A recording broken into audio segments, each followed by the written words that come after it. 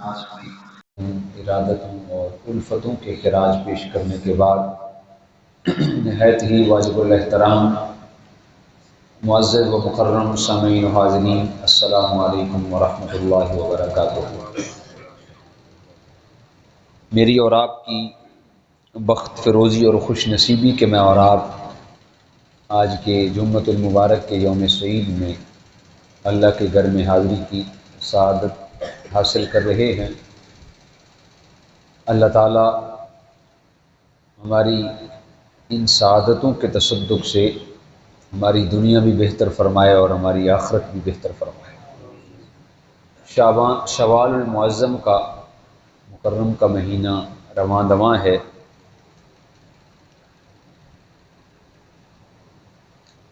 شوال المکرم کے پہلے عشرے میں 15 تاریخ تک بر صغیر پاک و ہند میں جو دینی مدارس ہیں اس کے سال نو کا آغاز ہوتا ہے 15 شوال المکرم کو، اور بر صغیر پاک و ہند کے ہزاروں مدارس کے اندر افتتاحی تقاریب رسم بسم اللہ کے طور پر انعقاد پذیر ہوتی ہیں۔ تو میں نے مناسب سمجھا کہ آج کی اس نشست میں کچھ معروضات علم اور علماء کے حوالے سے آپ کی گوش گزار کی جائیں۔ اللہ تعالیٰ نے کلام سعید کے اندر ارشاد فرمایا قُلْ هَلْ يَسْتَوِي الَّذِينَ يَعْلَمُونَ وَالَّذِينَ لَا يَعْلَمُونَ، اے حبیب آپ فرما دیں، کیا آپ ہی بتائیں کہ جاننے والے اور نہ جاننے والے کیا برابر ہو سکتے ہیں؟ وہ ہرگز برابر نہیں ہو سکتے، کیونکہ علم ایک نور ہے اور جہالت تاریکی ہے۔ نور اور تاریکی کا مقابلہ کیسے ہو سکتا ہے؟ اور جو علم رکھنے والے علماء ہیں ان کا جو اعزاز اور اکرام اور عظمت اور بلندی ہے، وہ جو اللہ کے پیارے رسول جان عالم رسالت مآب صلی اللہ علیہ وسلم نے اور قرآن مجید کے اندر بیان کر دی گئی، وہ انہی کا مقصوم ہے۔ حضور علیہ السلام نے ارشاد فرمایا فضل العالم کفضل العابد کفضل القمر لیلۃ البدر علی سوائر الکواکب۔ حضور رسالت مآب صلی اللہ علیہ وسلم نے ارشاد فرمایا ایک عالم کو عابد پر ایسے فضیلت حاصل ہے جس طرح 14ویں رات کے چاند کو ستاروں پر فضیلت حاصل ہوتی ہے۔ قُلْ هَلْ يَسْتَوِي الَّذِينَ يَعْلَمُونَ وَالَّذِينَ لَا يَعْلَمُونَ، جاننے والے اور نہ جاننے والے کبھی برابر نہیں ہو سکتے۔ ایک عابد پر عالم کو فضیلت حاصل ہے، اور پھر زہد اور تقوی پر، عبادت پر علم کو فضیلت حاصل ہے۔ حضور علیہ السلام نے ایک اور حدیث پاک کے اندر ارشاد فرمایا فضل العالم فضل العابد فضل ادناکم کفضلی علی ادناکم۔ حضور علیہ السلام نے ارشاد فرمایا ایک عالم کو عابد پر ایسے فضیلت حاصل ہے جیسے ایک عام شخص پر مجھ محمد مصطفیٰ کو فضیلت حاصل ہے۔ ایک روایت کے اندر تو یہاں تک ارشاد کیا گیا کہ شیطان ساری رات جاگ کر عبادت کرنے والے سے اتنا نہیں ڈرتا جتنا ایک عالم کے سونے سے ڈرتا ہے۔ اور کواشی نے تو یہاں تک لکھا کہ حضور علیہ السلام کی حدیث پاک ہے کہ حضور علیہ السلام نے ارشاد فرمایا جاہل عابد 1000 عابد ہوں جاہل ہوں مل کر عبادت کرتے رہیں عالم دین کا پھر بھی وہ موازنہ نہیں کر سکتے، ایک عالم دین کی شان کو اور ایک عالم دین کے مقام کو نہیں پہنچ سکتے۔ حضور رسالت امام صلی اللہ علیہ وسلم کی حدیث پاک ہے، العلماء ورثۃ الانبیاء، علماء جو ہیں یہ نبیوں کے وارث ہیں۔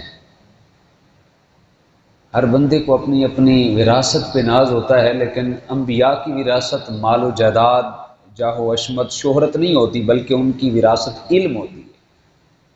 اور حضور علیہ السلام نے ارشاد فرمایا علماء انبیاء کے وارث ہیں۔ کیوں؟ اس لیے کہ ان کے پاس اللہ نے علم کا خزانہ انہیں عطا کیا ہے، اور یہ علم کا نور حضور علیہ السلام سے چلتا ہے۔ وہ کائنات عالم کا سب سے بڑا خوش بخت اور خوش نصیب ہوتا ہے جسے اللہ کی رضا اور اللہ کا قرب مل جائے، اور اللہ کی رضا اور اللہ کے قرب کو ملنے کا جس چیز کو سبب قرار دیا گیا وہ علم ہے۔ حتیٰ کہ اللہ پاک نے کائنات عالم کے سب سے بڑے عالم حضور رسالت مآب صلی اللہ علیہ وسلم کو بھی یہی فرمایا، اے حبیب آپ دعا کیا کریں وقل رب زدنی علما، اے اللہ میرے علم میں اضافہ فرما۔ تو جہاں سے علم کی خیرات بٹتی ہے حضور علیہ السلام سے، رحمت کونین سے، جہاں جو سر چشمہ علم ہیں، انہیں جب کہا گیا کہ علم کی وسعت کی دعا کیا کریں، تو ایک عام آدمی کو تو بدرجہ اولا علم کی وسعت کی دعا کرنی چاہیے۔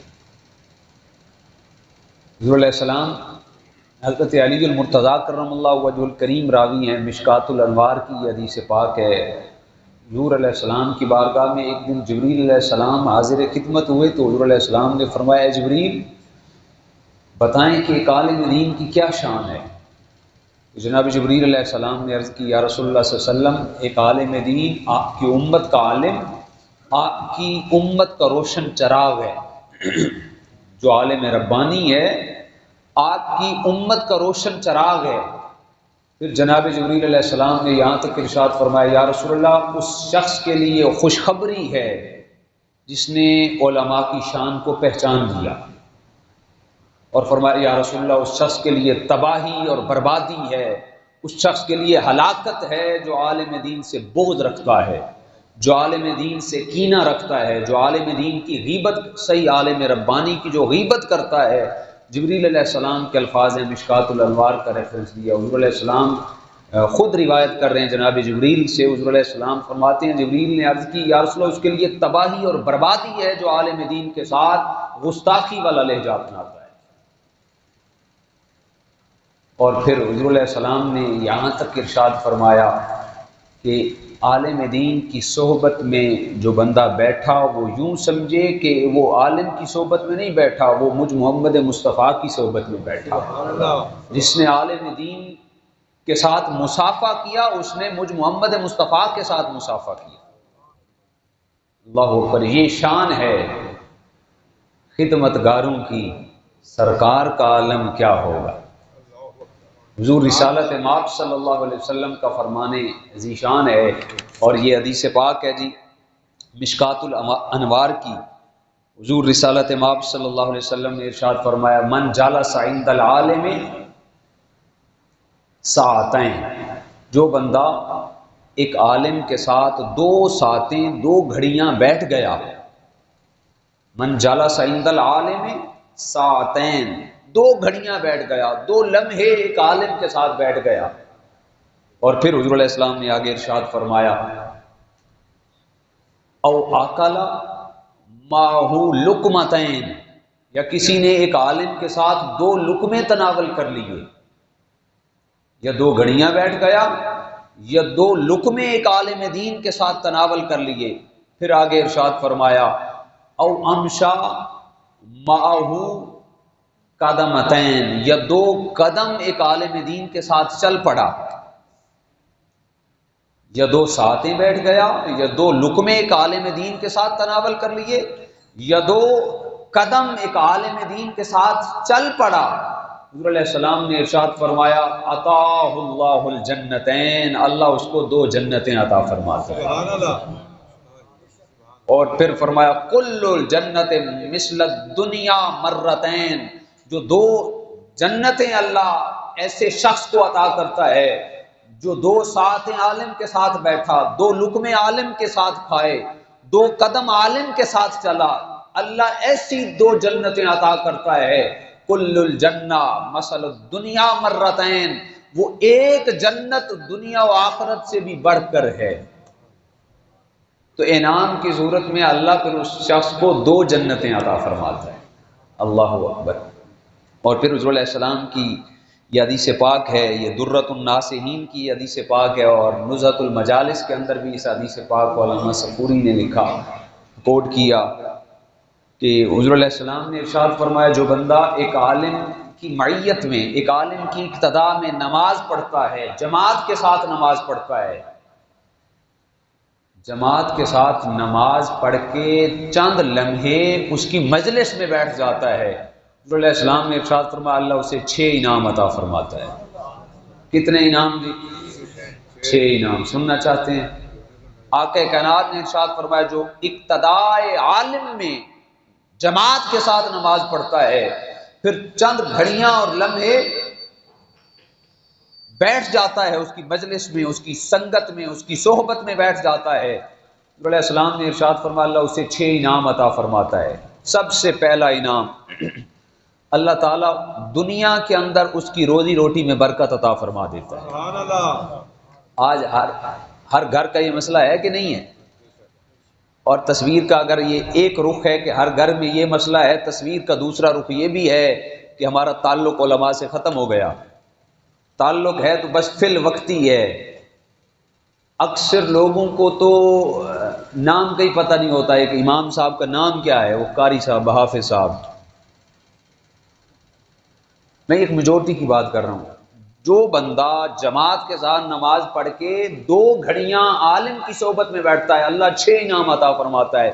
پہلا انعام، اس پہ عمل کر لیں، یہ آپ کا تو مسئلہ حل ہو سکتا ہے۔ فرمایا پہلا انعام اللہ اسے دنیا میں یہ عطا فرماتا ہے، اس کی روزی روٹی میں برکت عطا فرماتا ہے، اس کی کمائی میں، اس کے رزق میں اللہ برکت عطا فرما دیتا ہے۔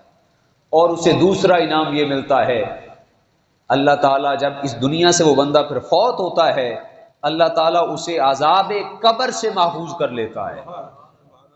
دنیا بھی بہتر ہو گئی، قبر میں گیا تو قبر بھی بہتر ہو گئی، اور پھر تیسرا انعام اللہ اسے یہ عطا فرماتا ہے جب کل قیامت کے دن وہ علم کی مجلس میں بیٹھنے والا شخص، عالم کی عزت اور آبرو کرنے والا شخص قبر سے اٹھے گا، قیامت کے دن اللہ اس کا نام اعمال اس کے دایاں ہاتھ میں پکڑائے گا۔ سبحان اللہ۔ علماء نے لکھا ہے جس کا اعمال نامہ دایاں ہاتھ میں ہوگا، یوں سمجھے وہ کامیاب و کامران ہو گیا۔ 3 انعام ہو گئے۔ پھر اللہ چوتھا انعام یہ عطا فرماتا ہے، اعمال نامہ دایاں ہاتھ میں مل گیا، اللہ پھر اعلان کرے گا یہ پل ہے سامنے، اس پل سے گزرتا ہوا جنت میں چلا جا۔ وہ پل صراط ہے، آپ جانتے ہیں، وہ بال سے بھی زیادہ باریک تر ہے اور تلوار سے زیادہ تیز تر، علماء نے لکھا ہے۔ اللہ چوتھا انعام یہ عطا فرمائے گا، 5واں انعام، اس کے ہاتھ میں اعمال نامہ مل گیا، 5واں انعام یہ اللہ پاک اسے پل صراط سے بجلی کی گرج کے ساتھ، بجلی کی چمک کی طرح اسے تیزی کے ساتھ پل صراط سے گزار دے گا۔ اور اللہ پاک اسے 6واں انعام یہ عطا فرمائے گا، 5واں انعام بھائی صاحب تسی میں نے کھلا دیتا ہے، 5واں انعام یہ عطا فرمائے گا اللہ پاک، پل صراط سے گزر کر جنت میں اللہ پاک اس کا حشر انبیاء کے ساتھ کرے گا، یعنی وہ اس موقع پہ، اس مواقع اور اس جگہ پہ اس کا حشر ہوگا جہاں انبیاء کی مجالس ہوا کرتی ہیں۔ اور 6واں انعام اللہ یہ عطا فرمائے گا، اللہ تعالیٰ اس کے لیے یاقوت، لولو، مرجان کا ایک ایسا محل بنائے گا جس کے 40 دروازے ہوں گے، اور اسے حکم دیا جائے گا ایک میرے عالم کی خدمت کرنے والا شخص، عالم کی مجلس میں بیٹھنے والا شخص، یہ محل تیرے لیے ہے، اس کے 40 دروازے کھلے ہیں، جہاں سے مرضی اندر داخل ہو جائے۔ سبحان اللہ، تکبیر، اللہ اکبر، یا رسول اللہ۔ یہ شان ہے خدمت گاروں کی، سرکار کا عالم کیا ہوگا۔ جو صحیح عالم ربانی ہے، صحیح معنوں میں عالم ربانی ہے، اس کی مجلس میں بیٹھنا رسول کائنات کی مجلس میں بیٹھنے کے برابر ہے، اس کے ساتھ مصافحہ کرنا حضور کے ساتھ مصافحہ کرنے کے برابر ہے، حضور علیہ السلام نے ارشاد فرمایا ایک عالم کو ایسے فضیلت ہے عابد پر، 1000 عابدوں پر، جس طرح مجھ محمد کو ایک عام شخص پر فضیلت حاصل ہے۔ اللہ اکبر۔ پھر حضور رسالت مآب صلی اللہ علیہ وسلم نے ارشاد فرمایا کہ علم کی جو دولت ہے یہ اس قدر حاوی ہے دیگر علوم پر، خصوصاً جو دین کا علم ہے۔ علماء نے لکھا درۃ الناصحین اور نزہۃ المجالس کے اندر، جب شام کا وقت ہوتا ہے نا، عصر کا وقت، وہ سورج اس سائڈ پہ وہ تھوڑی سی لالک سی چھا جاتی ہے، تو علماء شیخ سعدی نے گلستان کے اندر یہ واقعہ لکھا، اسی طرح نزہۃ المجالس والے نے لکھا کہ شیطان اس وقت سمندری حدود کے اندر تخت لگا کے بیٹھتا ہے، تخت لگا کے بیٹھتا ہے شیطان۔ یہ عالم جو ہوتے ہیں اس دنیا کے اندر اگر علماء اٹھ جائیں، اللہ کی عزت کی قسم یہ کائنات تو ویسے ہی تباہ و برباد ہو جائے۔ جو صحیح معنوں میں عالم ربانی ہیں، مجھ جیسے تو نہیں، جو عالم ربانی ہیں جن کی زندگی کا اوڑھنا بچھونا ایک ہاتھ میں قرآن ہے دوسرے ہاتھ میں حدیث ہے، ان کے لیل و نہار، ان کے شب و روز، ان کا اٹھنا بیٹھنا، ان کا جاگنا بیٹھنا، ان کا سونا حضور کی رضا کے لیے ہے۔ شیطان مجلس تخت لگا کے بیٹھتا ہے اور سارے دن کا کچا چھٹا، اس کی جو رعونیت ہے نا نہیں، اس کے جو چیلے ہیں وہ سارے دن کا کچا چھٹا پھر اس کو پیش کرتے ہیں، آج میں نے یہ کیا۔ کوئی کہتا ہے آج میں نے 2 بھائیوں کے اندر کینہ اور بوجھ پیدا کر دیا، کوئی کہتا ہے، شیطان کہتا ہے چل تو بھی بیٹھ جا۔ ایک اور آتا ہے وہ کہتا ہے آج میں نے میاں بیوی کے درمیان جھگڑا کر دیا، شیطان نے کہا اچھا کام کیا، بیٹھ جا۔ سارے دن بھر کے سارے شیطان اپنی کارکردگی پیش کرتے ہیں، آخر میں ایک مریل سا سکا کمزور نہیں ناتواں آتا ہے اور کہتا ہے کہ اے سردار، آج میں نے ایک طالب علم کو، دین کے خادم کو مدرسے میں جانے سے روک دیا ہے، مدرسے میں جانے۔ اچھا، شیطان اچھل کر اپنے تخت سے کھڑا ہو جاتا ہے اور نیچے آتا ہے، اس کو گلے لگاتا ہے، اس کا ماتھا چومتا ہے اور اس کو اپنے ساتھ لے جا کر اس تخت پہ بٹھاتا ہے۔ سارے وہ چیلے کہتے ہیں کہ اے سردار، عجیب معاملہ ہے، ہم نے بھی کام بڑے بڑے کیے لیکن یہ ہے بھی ضعیف ناتواں کمزور ہے، ہم صحت مند ہیں، کام بھی بڑے بڑے کیے لیکن اس کو اس قدر اعزاز و اکرام۔ شیطان کہتا ہے جو تم کر سکتے تھے تم نے کیا، لیکن جو کام اس نے کیا ہے، جو کام اس نے کیا ہے، 1000 لوگ بھی اس کے برابر یہ کام نہیں کر سکتے۔ اس نے ایک خادم کو علم حاصل کرنے سے روک دیا ہے، اور جو علم کا حصول ہے وہ پوری کائنات کے اندر جو ہے وہ انقلاب کا تلاطم برپا کرنے والا ہے۔ اگر تمہیں یقین نہیں آتا تو آؤ میں اس کا ایک مشاہدہ کرا دیتا ہوں۔ شیطان کہتا ہے سارے میرے پاس ساتھ آ جاؤ، میں مشاہدہ کراتا ہوں۔ شیطان ان سب چیلوں کو لے کے مسجد کے دروازے پہ کھڑا ہو جاتا ہے اور ایک شیشی اتنی سی نا شیشے کی پکڑ لیتا ہے، اور سارے آنے والے حجاج کرام جو ہوتے ہیں، حاجی صاحبان، سب حاجی وہ بڑی دوڑ دھوپ سے وضو کر کے مسجد میں آ رہے ہوتے ہیں، اور شیطان پہلے کو روکتا ہے، ہاں بھائی حاجی صاحب میرا ایک سوال ہے۔ پوچھ، کیا پوچھتا ہے؟ یہ ایک شیشی ہے، شیشے کی ڈبی ہے، میں سوال یہ کرنا چاہتا ہوں کیا اللہ تعالیٰ 7 زمین اور 7 آسمان کو اس شیشی کے اندر سما سکتا ہے؟ یہ اتنی سی شیشی ہے۔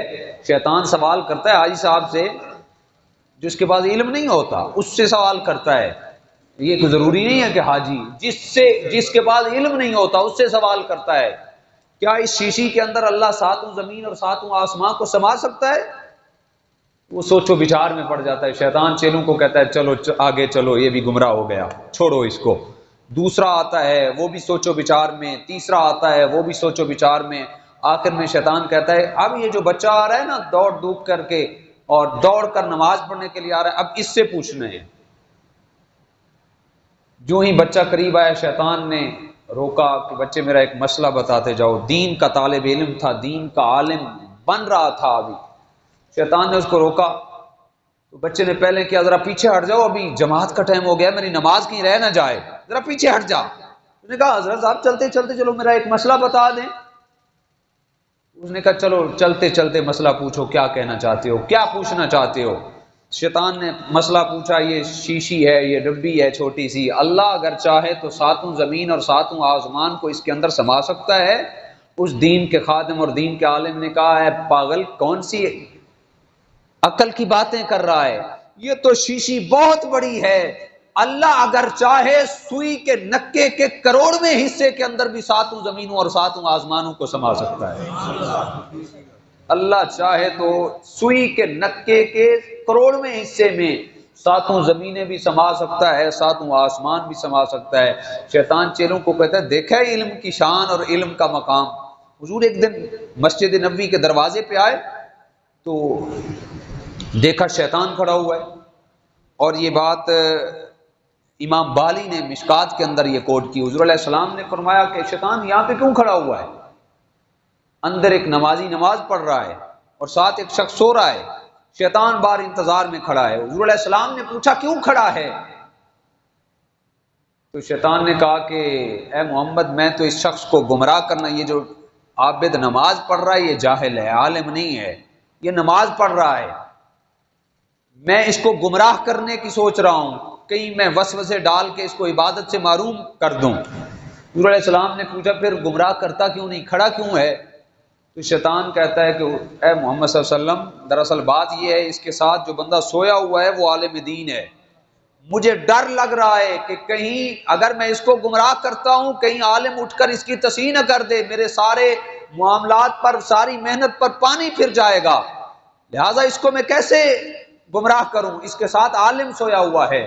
تو پھر اس موقع پر حضور علیہ السلام نے ارشاد فرمایا عابد کا 1000 سال بغیر ریا کے عبادت کرنا، 1000 عابد ساری رات عبادت کرتے رہیں اور ایک عالم دین سویا رہے تو عالم دین کا سونا جو ہے اس جاہل کی عبادت کرنے سے بہتر اور افضل ہے۔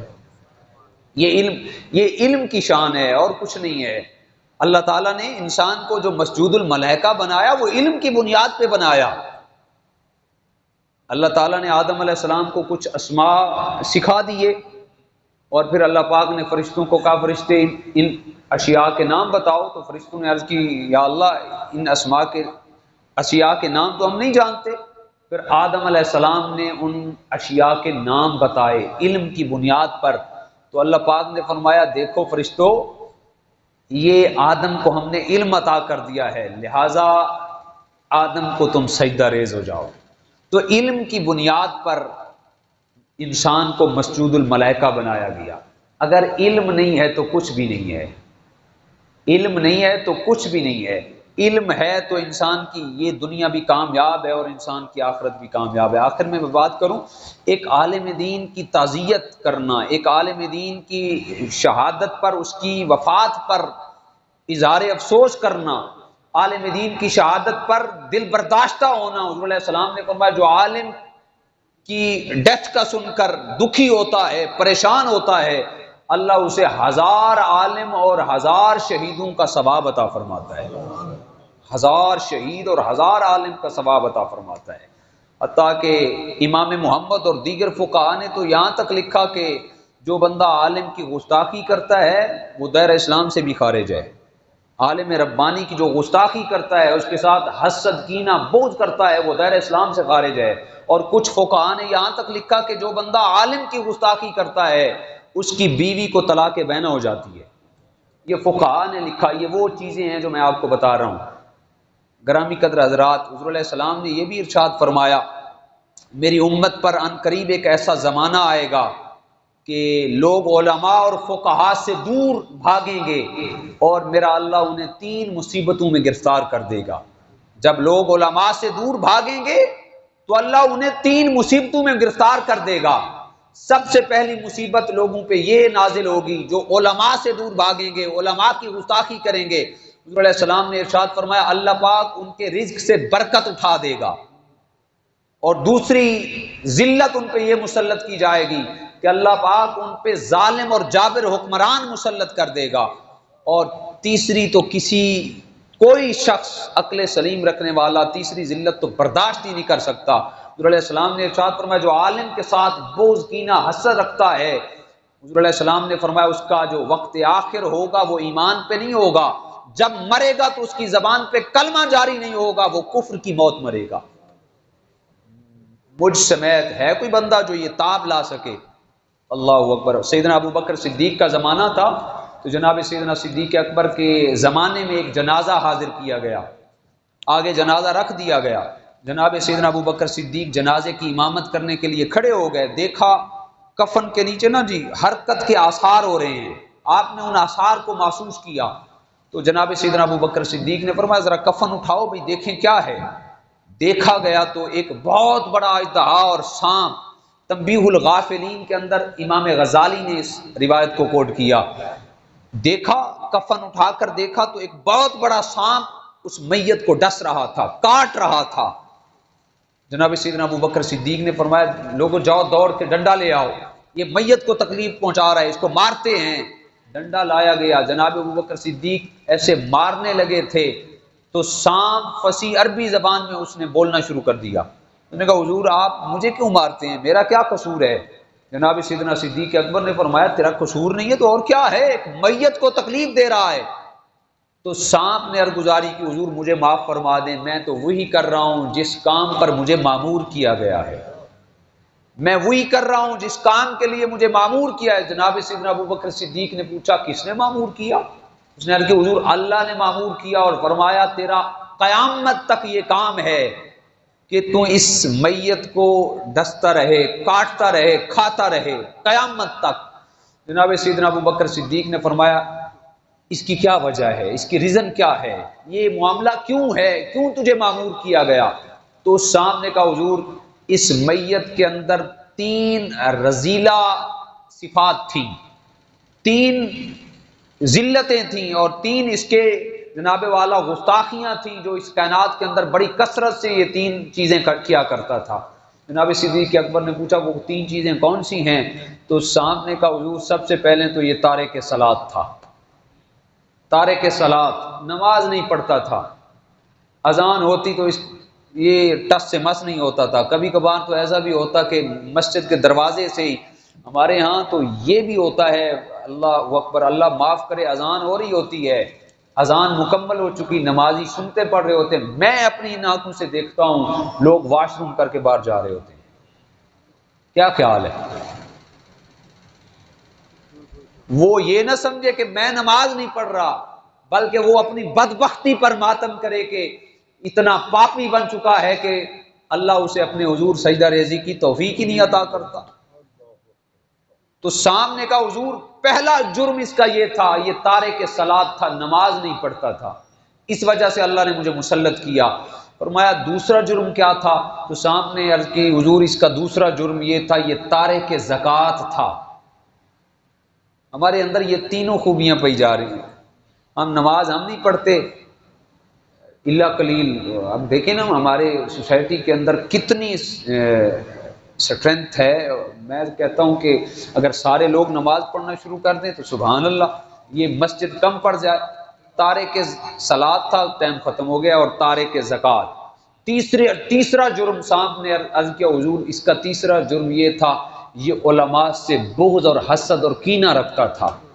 نماز پڑھ کے عالم کی مجلس میں بیٹھ کر عالم کی باتیں سن کر پھر باہر جا کر لوگوں سے پوچھتا پاتا آج عالم نے یہ بات کیا ہے، یہ ٹھیک ہے، تیسرے سے پوچھتا، چوتھے سے پوچھتا، کہتا ہے کسی درجے سے وہ جھوٹا ہو جائے میں اپنی بلے بلے کروا لوں۔ عالم سے بغض رکھتا تھا۔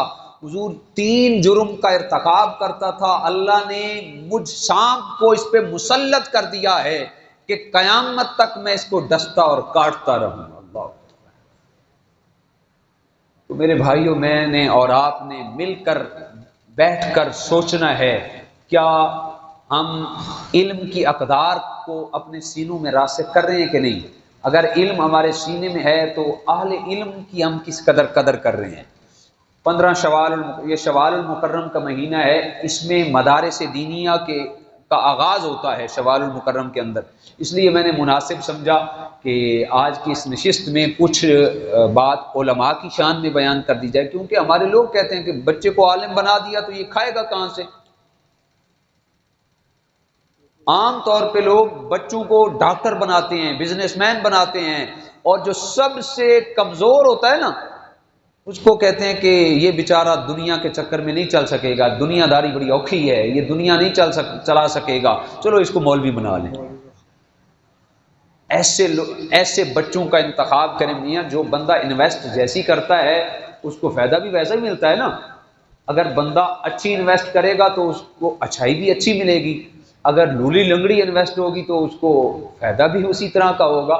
تو آپ کو اللہ نے اولاد عطا کی ہے تو خدا را ایک والد کا حق بنتا ہے کہ اگر 2 بیٹے ہیں تو اس پہ فرض ہے، کیونکہ مسلمان گھر کے اندر وہ پیدا ہوا ہے، اس کے لیے ضروری ہے کہ ایک بیٹے کو دین کا درد رکھنے والا بنائے، دین کا خادم اور دین کا عالم بنائے، دوسرے بیٹے کو چاہے ادھر ادھر کر دے۔